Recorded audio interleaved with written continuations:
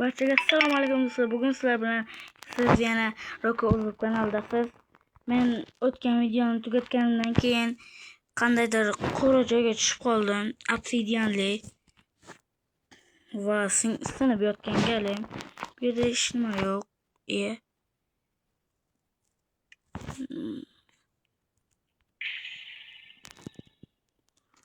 Menimcha to'g'ri qildim.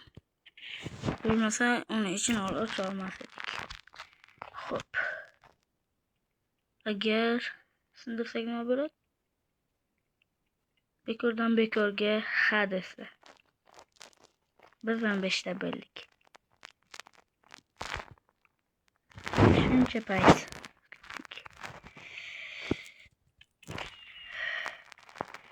Do'stlar, biz 15 ta bo'ldik.